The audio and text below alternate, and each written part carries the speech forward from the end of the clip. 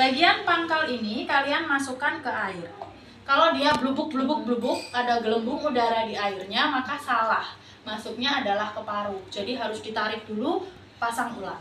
Tapi kalau tidak ada gelembung udara atau nggak ada blubuk-blubuknya, berarti betul. Ini cara yang pertama. Cara yang kedua, kalian ambil spet 50 cc, kemudian isi dengan udara. Nggak perlu banyak-banyak juga, takutnya nanti kembung dianya ya. Kemudian pasang di bagian pangkal begini. Ya. Nah, setelah itu kalian ambil stetoskop. Stetoskop, kemudian kalian dengarkan di area lambungnya. Klemnya dibuka, ya. Kalian dorong spetnya dengan yang agak keras gitu ya. Ini harusnya gini, sambil ininya.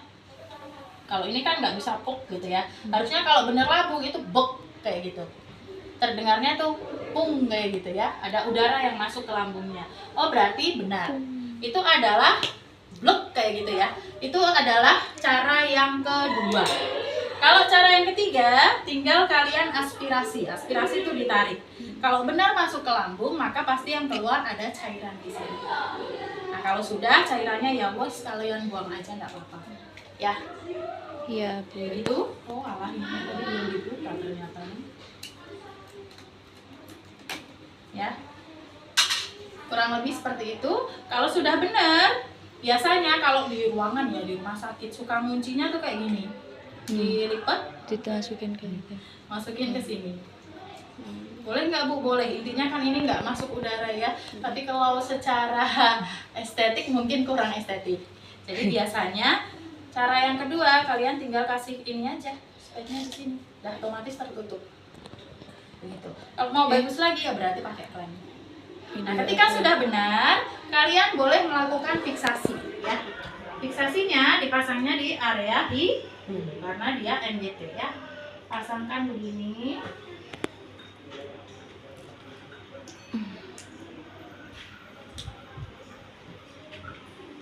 Fiksas. Apa ya?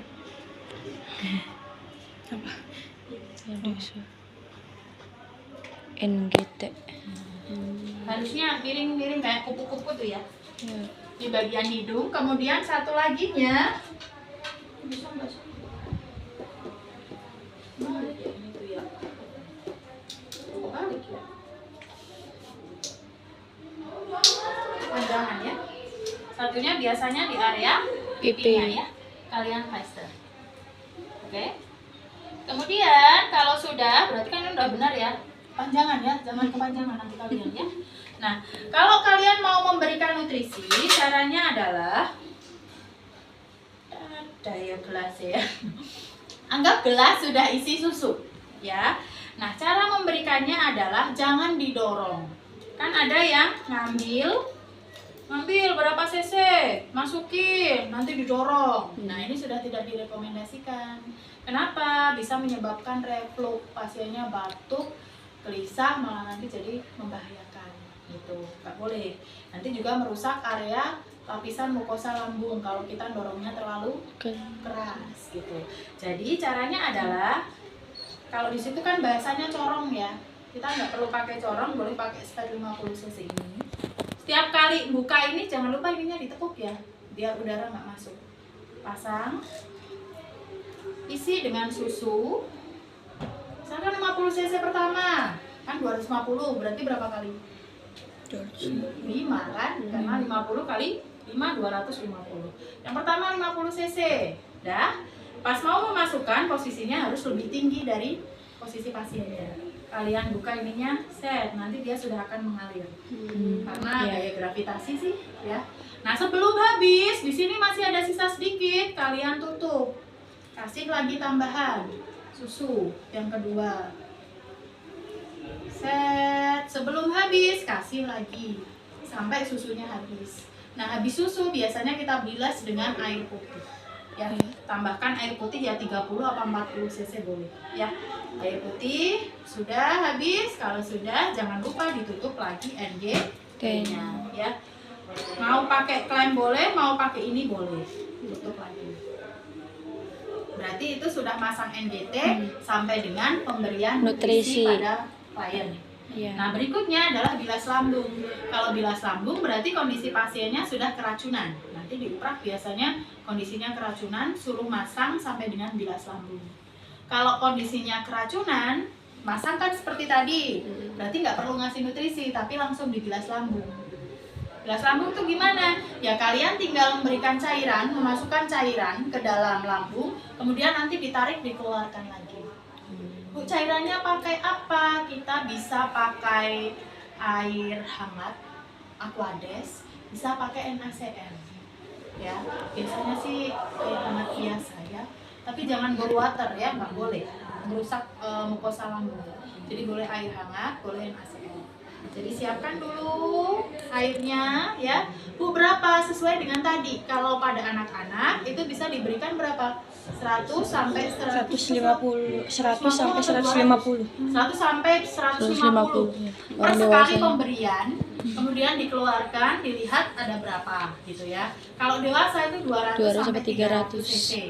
Tapi itu diberikan sampai dengan cairan yang ditarik harus bersih, nggak cuma 200 sampai 300. Kebayang nggak? Oh. Misalkan nih pasien dewasa nih, saya mau bilas lambung, maka ambil cairannya.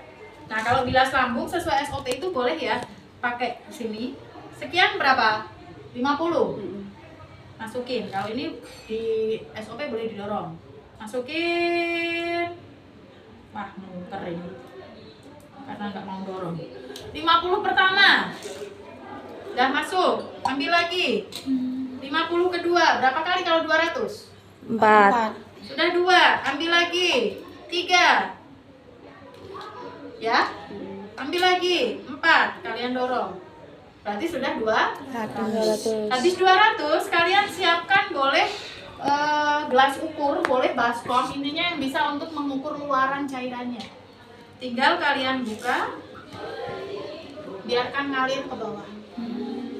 Lihat warnanya apa. Kalau keracunan biasanya ya agak kehijauan atau bahkan kalau ada perdarahannya sampai merah kehitaman. Ya. Kalau udah keluar semua, diukur. Tadi yang masuk 200, harusnya secara normal yang keluar juga 200. Tapi berapa yang keluar? Nah, itu yang harus kalian cari. Yang masuk berarti sebagai input, yang keluar sebagai output. Misalkan keluarnya cuma 180, berarti yang 20 terabsorpsi oleh lambung dia. Paham? Oh, ternyata warnanya masih kehitaman. Maka kalian tetap harus lanjut bilas lambung nggak? Lanjut, berarti kalian kunci dulu ini, kalian ambil lagi cairan ya. Oh, masukin lagi. Masukin lagi. Kasih. Stop. Kalau sekali ngasih adalah 200. Sudah 200 sampai 300, boleh 300, boleh 200 bebas. Jadi masukin air, kemudian nanti keluarin lagi. Kalau udah minimalnya 200. Boleh pakai gelas ukur, boleh pakai kalau di rumah sakit, biasanya kalian tahu botol Flavot infus ya? Flavot infus tuh NaCl, RL, Ya. ya, itu biasanya cuma digunting ujungnya, kemudian ditali di sini, dimasukin di situ. Oh. Pernah ngeliat kayak gitu nggak? Enggak. Itu pasti iya ya. Ya, nanti kalau praktek biasanya akan ketemu. Intinya Flavot itu kan botol ya, Iya. tapi botol plastik. Nah, kalau sudah habis Bekas bisa dipakai NaCl-nya. tuh. Jadi udah nggak ada cairannya, kosongan, tapi bagian pangkalnya nanti ini digunting. Kalau digunting kan kebuka nih. Iya. Yang bawah kan masih ketutup sama Kenapa? karet kan, Iya. dan udah nggak ada isinya, nggak mungkin bocor ya. Dan dia karet itu kan nutup lagi, jadi kalau dibalik ini nggak bakalan Tumpah. bocor. Nah di sini ya itu kan ada yang bulat biasanya buat nyantolin ke Oh, tiap infus. iya. Nah itu kalian kasih kasa saja, kemudian ikatkan di sini. Jadi kalau udah kalian kasih cairan masuk, mau ngeluarin, tinggal masukin ujung selang NGT ini ke bagian Flavot yang tadi udah digunting, dan dia akan mengalir. Kan di situ ada ukurannya.